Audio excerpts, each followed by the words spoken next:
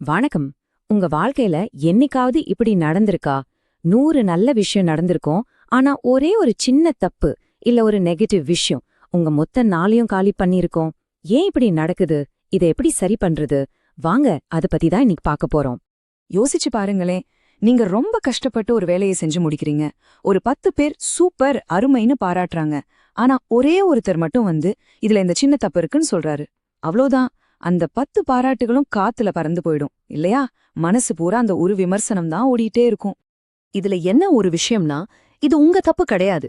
நம்ம மூளை இயற்கையாவே பிரச்சனைகளையும் குறைகளையும் தேடுறதுக்கு தான் டியூன் ஆகியிருக்கு. அது ஒரு விதத்துல நம்மள பாதுகாக்கிற ஒரு மெக்கானிசம் தான். ஆனா இதுவே நம்ம சந்தோஷத்தையும் மன அமைதியும் கெடுத்துடுது. இத ரொம்ப அழகா ஒரு கதை மூலமா நம்ம புரிஞ்சுக்கலாம். சரி வாங்க, அந்த பேராசிரியரோட சோதனை என்னன்னு பாப்போம்.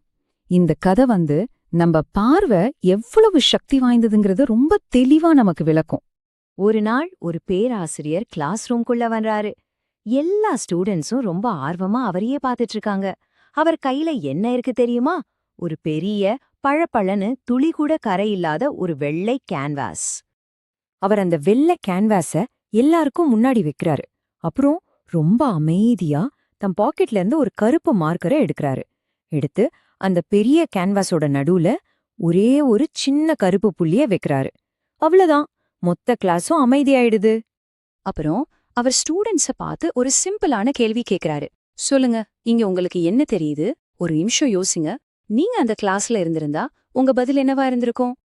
ஆச்சரியமான விஷயம் என்னன்னா, கிளாஸ்ல இருந்த ஒவ்வொருத்தரும் சொன்ன பதில் ஒண்ணுதான், ஒரு கருப்பு புள்ளி.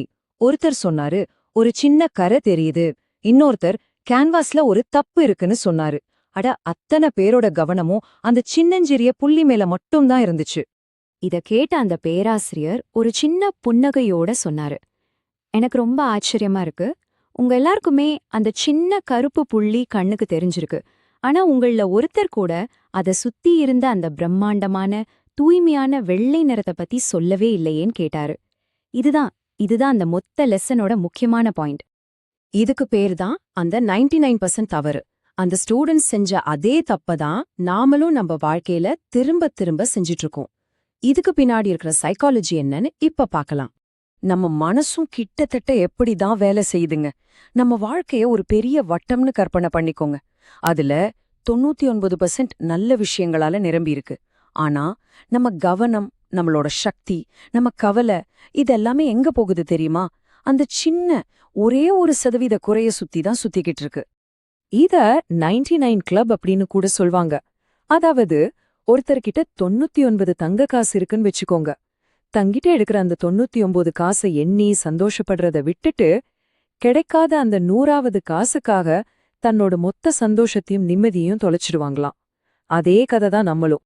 இந்த ரெண்டு பார்வைக்கும் நடுவுல இருக்கிற வித்தியாசம் ரொம்ப ரொம்ப பெருசு. நீங்க அந்த கருப்பு புள்ளியில மட்டுமே கவனம் செலுத்துனா உங்களுக்கு கிடைக்க போறது என்ன? கவலை, போதாதுங்கிற ஒரு உணர்வு, மன அழுத்தம்.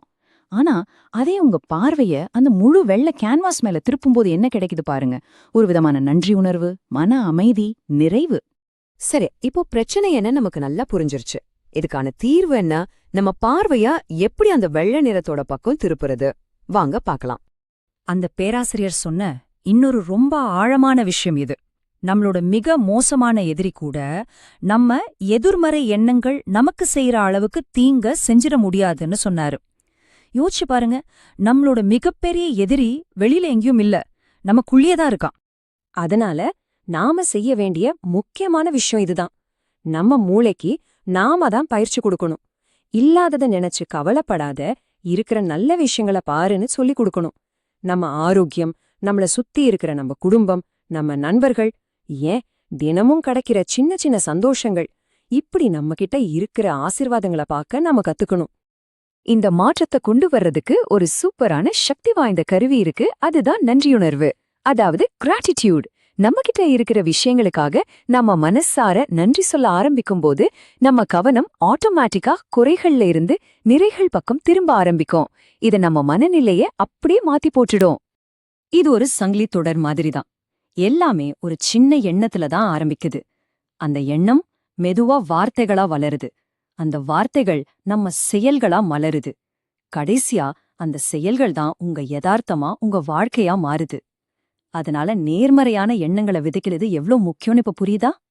சரி, இந்த உரையாடலை முடிக்கிறதுக்கு முன்னாடி உங்களுக்காக ஒரு சின்ன கேள்வி. இன்னைக்கு உங்க வாழ்க்கையா இருக்கிற அந்த பெரிய வெள்ளை கேன்வாஸ்ல நீங்க மனசார நன்றி சொல்ற மாதிரி ஒரு நல்ல விஷயம் என்ன? அது எதுவா வேணாலும் இருக்கலாம். ஒரு நிமிஷம் கண்ணை மூடி அதை பத்தி யோசிங்க. அப்போ உங்களுக்கு புரியும் நம்ம கவலைப்படுற அந்த சின்ன கருப்பு புள்ளி எல்லாம் எவ்ளோ அற்பமானதுன்னு.